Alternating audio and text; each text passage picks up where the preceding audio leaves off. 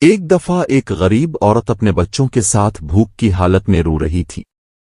اس نے خالی ہانڈی میں پانی ڈال کر چولہے پر رکھ دیا تاکہ بچے یہ سمجھیں کہ کھانا پک رہا ہے اور سو جائیں۔ حضرت عمر رضی اللہ عنہ نے یہ منظر دیکھا اور فوراً بیت المال سے غلہ اور دیگر ضروریات کی چیزیں خود اپنے کندھے پر اٹھا کر اس کے گھر پہنچا دیں۔ آپ کے دور خلافت میں ایک بار ایک مسلمان اور یہودی کے درمیان تنازع ہوا۔ مقدمے میں جب یہودی کا حق ثابت ہوا تو اپنے انصاف کرتے ہوئے یہودی کے حق میں فیصلہ دیا، حالانکہ مسلمان آپ کا قریبی تھا۔ ایک مرتبہ ایک قبیلے نے شکایت کی کہ ان کے گورنر نے ان کے ساتھ ناانصافی کی ہے۔ حضرت عمر نے گورنر کو مدینہ طلب کیا اور تحقیقات کے بعد اسے معزول کر دیا تاکہ رعایا کو انصاف ملے۔ حضرت عمر رضی اللہ عنہ نے ایک دن گشت کے دوران دیکھا کہ ایک شخص شراب پی رہا ہے۔ اپنے اس پر حد جاری کرنے کا فیصلہ کیا، لیکن جب معلوم ہوا کہ اس شخص کے گھر میں کھانے کے لیے کچھ نہیں تو اپنے پہلے اس کے گھر کا انتظام کیا اور پھر نصیحت کی۔ ایک رات آپ مدینہ کی گلیوں میں گشت کر رہے تھے۔ اپنے ایک مکان سے بچوں کے رونے کی آواز سنی۔ اندر جا کر دیکھا تو ایک عورت خالی ہانڈی میں پتھر ابال رہی تھی تاکہ بچے بھوک سے بہل جائیں۔ یہ دیکھ کر اپنے فوراً بیت المال سے کھانے کا انتظام کیا اور خود وہ سامان اس کے گھر پہنچایا۔ ایک بار جب اپنے لوگوں کو جمع کر کے اپنے پرانے کپڑے پہنے تو کہا، میں نے اپنی ذات کے لیے نہیں، امت کے لیے خلافت لی ہے۔ مجھے اپنی حالت میں بھی امت کا ہی سوچنا ہے۔ حضرت عمر رضی اللہ عنہ ہمیشہ یہ دعا کرتے تھے، اے اللہ، عمر کو اگر رعایا کے حقوق ادا کرنے میں کوتاہی ہو تو مجھ پر رحم نہ کرنا۔ ایک مرتبہ ایک عورت نے کہا کہ اس کا شوہر اس کے حقوق ادا نہیں کرتا اور اس کی دوسری شادی کا ارادہ رکھتا۔ حضرت عمر نے شوہر کو بلایا اور کہا کہ اگر تم عورت کے حقوق پورے نہیں کر سکتے تو شادی نہ کرو۔ ایک مرتبہ ایک قریبی شخص نے حضرت عمر سے سفارش کی کہ کسی کو ایک اہم عہدے پر فائز کیا جائے۔ آپ نے فرمایا، عہدہ سفارش سے نہیں بلکہ قابلیت اور دیانت داری سے دیا جاتا ہے۔ جب شام کے علاقے میں قحط پڑا تو آپ نے خود مدینہ میں سادگی سے رہنا شروع کر دیا اور لوگوں کو یہ پیغام دیا کہ خلیفہ بھی قحط زدہ لوگوں کے ساتھ ہے۔ ایک بار اپنے ایک بوڑھے یہودی کو بھیک مانگتے دیکھا۔ اپنے بیت المال سے اس کے لیے خرچ مقرر کیا اور کہا کہ ہم نے اس کی جوانی میں اس سے جزیہ لیا، اب اس کے بڑھاپے کا خیال رکھنا ہماری ذمہ داری ہے۔ ایک مرتبہ ایک غریب کسان نے شکایت کی کہ اس کی زمین پر کسی امیر شخص نے قبضہ کر لیا ہے۔ آپ نے فوراً اس مسئلے کی تحقیقات کی اور کسان کو اس کی زمین واپس دلائی۔ حضرت عمر نے اپنے دور خلافت میں ایک نظام بنایا کہ ہر ضرورت مند کو بیت المال سے مدد فراہم کی جائے۔ اس میں یتیموں، بیواؤں اور معذوروں کا خاص خیال رکھا گیا۔ حضرت عمر رضی اللہ عنہ نے اسلام قبول کیا تو سب سے پہلے خانہ کعبہ جا کر کھلم کھلا نماز ادا کی، حالانکہ اس وقت مسلمانوں پر ظلم و ستم عروج پر تھا۔ غزوہ بدر اور غزوہ احد میں اپنے بہادری کی مثال قائم کی اور ہمیشہ رسول اللہ صلی اللہ علیہ وسلم کے قریب رہ کر جنگ کی قیادت میں مدد فراہم کی۔ فتح بیت المقدس کے موقع پر اپنے انتہائی سادگی کے ساتھ بیت المقدس کا معاہدہ کیا، جس میں دشمن بھی آپ کی شجاعت اور دیانت کے معترف ہوئے۔ ایک دفعہ حضرت عمر رات کے وقت نماز پڑھ رہے تھے۔ آپ کی دعا تھی، اے اللہ، مجھے اپنی مخلوق کا جواب دینا ہے، میری خطائیں معاف فرما اور مجھے سیدھے راستے پر چلنے کی توفیق دے۔ آپ کے پاس ایک دفعہ بہترین کھانے کی دعوت آئی، لیکن آپ نے فرمایا، جب تک میری رعایا سادہ کھانے پر اکتفا کرے گی، میں ان سے بڑھ کر نہیں کھاؤں گا۔ آپ راتوں کو گشت کے دوران اللہ سے دعا کرتے اور رعایا کی خبر گیری کرتے تھے۔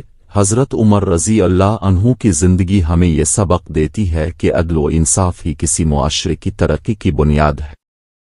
انہوں نے ہمیشہ اپنے اختیارات کو رعایا کی بھلائی کے لیے استعمال کیا اور کبھی بھی ذاتی مفادات کو ترجیح نہیں دی۔ ان کی خدا خوفی، شجاعت اور انسانیت کی خدمت نے یہ ثابت کیا کہ ایک حکمران کے لیے سب سے اہم چیز اس کے عوام کے ساتھ انصاف ہے۔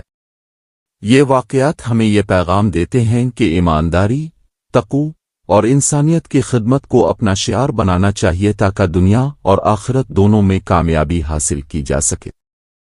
ایک بار مصر کے گورنر کے بیٹے نے ایک غریب قبطی کو کوڑے مارے۔ جب یہ معاملہ حضرت عمر کے سامنے پیش ہوا تو اپنے نہ صرف گورنر کے بیٹے کو کوڑے مارنے کا حکم دیا بلکہ گورنر کو بھی نصیحت کی کہ اپنے بچوں کو قابو میں رکھیں۔ اپنے فرمایا، لوگوں کو غلام بنا کر کیوں رکھتے ہو جبکہ ان کی ماؤں نے انہیں آزاد پیدا کیا ہے؟ ایک مرتبہ ایک امیر شخص نے ایک غریب کسان کی زمین پر زبردستی قبضہ کر لیا۔ جب یہ مسئلہ حضرت عمر کے سامنے آیا تو اپنے نہ صرف زمین غریب کسان کو واپس دلائی بلکہ اس امیر شخص کو سزا بھی دی۔ آپ کے دور میں ایک اونٹ چرواہے نے شکایت کی کہ گورنر نے اس کے اونٹ زبردستی لے لیے ہیں۔ حضرت عمر نے فوری طور پر گورنر کو معزول کر دیا اور چرواہے کو اس کے اونٹ واپس دلائے۔ ایک بار مدینہ میں قحط پڑا اور حضرت عمر نے قسم کھائی کہ وہ اس وقت تک گوشت اور چکنائی نہیں کھائیں گے جب تک کہ عام لوگ ان چیزوں تک رسائی حاصل نہ کر لیں۔ اپنے بیٹے عبداللہ بن عمر کو بیت المال سے کچھ اضافی مال لینے پر سختی سے منع کر دیا اور فرمایا، اگر عمر کے بیٹے کو ضرورت ہو تو وہ عام مسلمانوں کی طرح اپنی محنت سے کمائے۔ ایک رات اپنے مدینہ کے بازار میں گشت کرتے ہوئے ایک گورنر کو دیکھا جو شراب کے نشے میں تھا۔ آپ نے اس سے کہا، تمہاری اس حرکت سے امت پر برا اثر پڑے گا۔ گورنر کے لیے لازم ہے کہ وہ لوگوں کے لیے مثال بنے۔ حضرت عمر ایک رات گشت کرتے ہوئے ایک غریب عورت کے پاس پہنچے جس کے بچے بھوک کی وجہ سے رو رہے تھے۔ آپ نے فوراً بیت المال سے سامان لیا اور عورت کے لیے کھانے کا انتظام کیا۔ جب وہ عورت دعائیں دینے لگی تو آپ نے فرمایا، مجھے دعائیں مت دو، مجھے ڈر تھا کہ روز قیامت اللہ مجھ سے پوچھے گا۔ آپ کے زمانے میں ایک مرتبہ ایک یتیم بچے کی زمین پر کسی نے قبضہ کر لیا۔ آپ نے خود موقع پر جا کر زمین کا معائنہ کیا اور اس بچے کو اس کا حق دلایا۔ ایک دفعہ ایک گونگا شخص کسی معاملے میں مدد کے لیے آیا۔ آپ نے اس کی مشکل کو سمجھنے کے لیے اشاروں کا سہارا لیا اور اس کی حاجت پوری کی۔ فتح بیت المقدس کے وقت حضرت عمر رضی اللہ عنہ صرف ایک خادم اور ایک اونٹ کے ساتھ سفر پر نکلے۔ راستے میں خادم نے سواری کی اور حضرت عمر نے اونٹ کی مہار پکڑ کر چلتے ہوئے بیت المقدس پہنچے۔ یہ منظر دیکھ کر دشمن بھی حیران رہ گئے۔ ایک مرتبہ جب فارس کے بادشاہ کی جانب سے دھمکیاں آئیں تو آپ نے فرمایا، اسلام کی طاقت دنیا کے ہر بادشاہ کے غرور کو مٹا دے گی۔ اس کے بعد فارس کی سلطنت فتح ہو گئے۔ غزوہ بدر اور غزوہ احد میں حضرت عمر نے بہادری سے دشمنوں کا مقابلہ کیا اور ہمیشہ صف اول میں لڑے۔ حضرت عمر ایک رات دیر تک عبادت میں مشغول رہے۔